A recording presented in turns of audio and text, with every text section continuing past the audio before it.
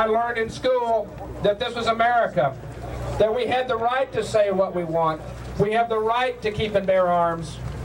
What's wrong with what we learned in school? Were we wrong then? No!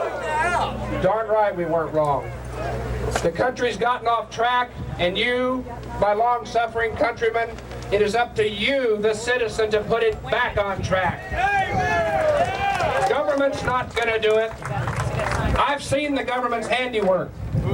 Go to the Tarrant County Medical Examiner's office if you want to see how they're going to get the country back on track.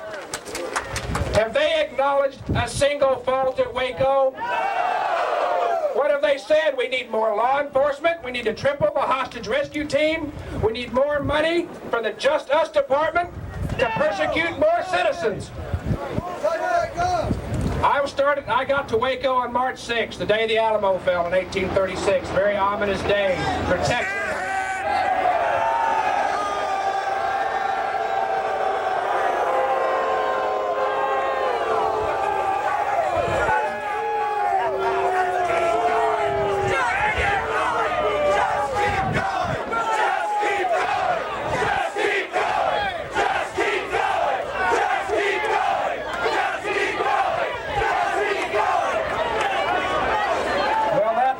Upstage didn't work, did it? I got to Waco, went there for one reason, because I represent independent churches, I represent free men, and I got all kinds of calls in my office. The phone was being burned up. They said, literally, what is going on in Waco? Do we need to start digging foxholes in the backyard of our church? I said, I don't know. Let's go find out. I went there to try to save lives, and I didn't save very many lives. I did get some attorneys, some good attorneys, to help some of those people, including Dick DeGuerin and Jack Zimmerman, honorable men, worthy of the name of attorney. Someday, more attorneys should be like them. But now I have a new goal in life. I only have one mission, only one. To make Bill Clinton and Janet Reno lose sleep every night that our lawsuits are in court.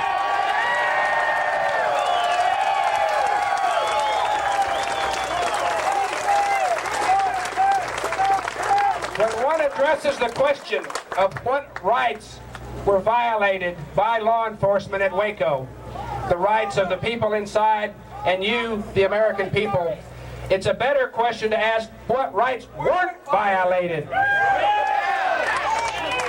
Let's remember, ladies and gentlemen, that these people were in their home. They were in their home. This was not a cult compound. This was a nursery for small children. This was a bedroom, a toy room, and a church for those people. Now, maybe you don't agree with David Koresh, but I sure as hell don't want the federal government telling me what I should and should not think about a religion. That's the point. Incredible as it may sound, I've had people walk up to me today and said, I can't take your bumper sticker, Mr. Lyons, because I don't agree with what David Koresh preached. I don't give a hoot and a holler what David Koresh preached. He can preach anything he wants. This is America.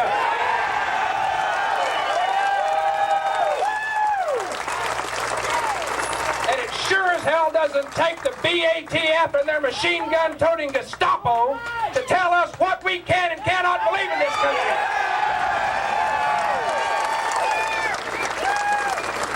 I've thrown this quote to every newspaperman between California and Virginia. Nobody's ever printed it, but maybe y'all will like it. I am sick and tired of federal officials using our Bill of Rights as toilet paper.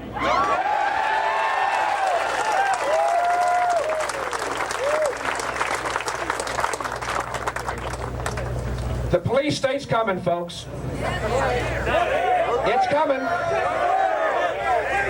Let me tell you something. The press was muzzled in Waco. Some of those guys actually tried to do their jobs. But believe it or not, a Christian reporter for the Jubilee newspaper stood up on the 13th day of the siege and asked this question to Special Agent, and they're all special agents, Special Agent Daniel Edward Conroy, the following question. Are we seeing the emergence of a police state in this nation? Well, he got his answer. The next time this certified press reporter tried to go to a press conference, they arrested him for criminal trespass. And you wonder, it's true.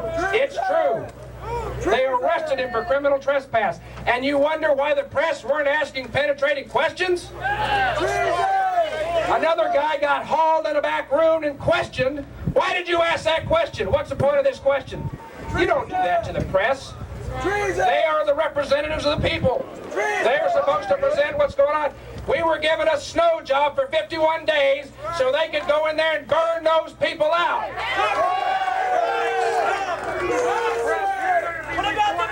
A lot of these people that died are not here today. They can't be here unless you're here in spirit. But we're here for Aisha Giarfas Summers, who was 18 years old, had an unborn baby that burned to death in her womb, and her 1-year-old baby Startle. I've been to the Tarrant County Medical Examiner's office. I've seen the government's handiwork. I want to tell you something. You'll lose your lunch over this. One of the most poignant exhibits in the medical examiner's office is the arm of a mother, a charred arm of a mother wrapped around the charred hand of a baby. That's one of the exhibits. That's one of the things they pulled out of Waco. That's what it's all about. Burning kids and trying to make you like it. Will you like it? Are you going to let it happen again? The lawsuits we filed name Bill Clinton, Janet Reno, Stephen Higgins, Louis J. Free, and a whole host of other federal thugs. If we can get this to the jury, that jury will have a very historic role. They will actually be able to determine how their tax dollars are going to be spent. Whether that tax dollar is going to be used to fund the police state and more arms for law enforcement by giving these bastards free rein to kill us, or whether that money will be used to compensate the grieving families and kinsmen whose relatives were incinerated in Waco by our government. But I'll tell you what, if we can get it to a jury and send a message to the government, $250 million at a whack, that we are not going to tolerate this police state. If you, my brothers and sisters, will help take this message to the American people, and if we can change public opinion about what happened at Waco, these civil cases have a chance of winning. They must win. Your rights are in the balance. This is not a lawsuit by a bunch of personal injury bozos trying to collect a fee off of the suffering of people. These cases are being brought on behalf of the American people.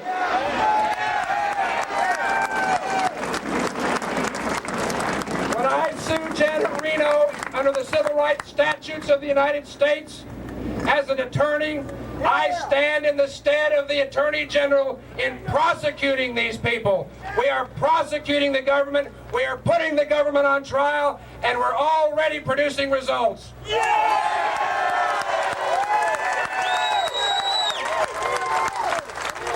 evidence that we are uncovering with the help of a host of independent investigators and the civil discovery powers is enormous, and it will continue. We are bringing out the truth. We want to give you that truth, and we want you to spread that truth to the American people so that no juryman that sits on this trial can have any doubts that what is at stake in this country when those cases are tried in the United States District Court. Our liberties are at stake. If we let Waco go by, we can kiss every single right that we have bled and died for goodbye. It's police state city, folks. It's that simple.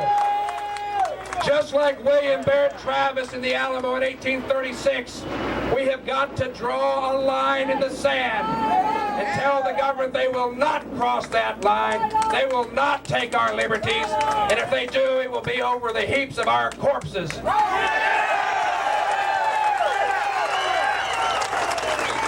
Ladies and gentlemen, we're bringing these suits. We're standing in the front lines. I have very little faith in the American judicial system. It is as rotten as decadent and decayed as every other aspect of our very tired police state government. But I do have faith in one thing, my brothers and sisters. I have faith in the American jury made up of people like you. And on that, I will risk the liberties of all of our citizens to protect our rights. Now, like I said, Aisha Summers can't be here. She's dead. She's a pile of ash sitting in a freezer in the Tarrant County Medical Examiner's office. Cyrus Howell can't be here with you today. He's a pile of ash in the Tarrant County Medical Examiner's office.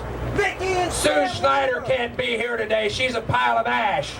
Nikki Weaver can't be here today. She was killed by the misnamed hostage rescue team, better known as the Assassination Squad of the United States government.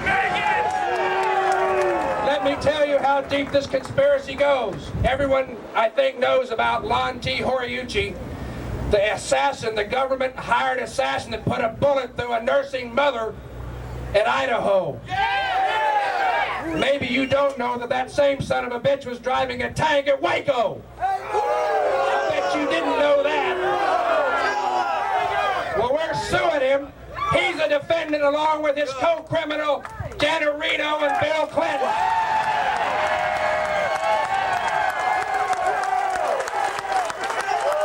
I'll leave you with this thought, ladies and gentlemen. Get behind us.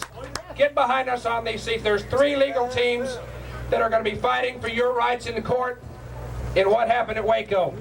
Cause Foundation, the foundation that I represent and on whose behalf I'm prosecuting the litigation on behalf of 25 families, is the only one that's asking the American people to help fund it. We've got to have your help. You have got to get behind this in a populist upsurge, along with all the other good causes like protecting the Second Amendment and coming together. But we have to network, folks. I'm here. One of the reasons I'm here is because one lady who survived the fire can't be here. Her name is Misty Ferguson. She is one of the 9 survivors of the fire in Waco. She was burned over 40% of her body. Her gas mask melted on her face. Due to lack of oxygen, she lost all 10 fingers, were burned off. And it was done in your name by your government.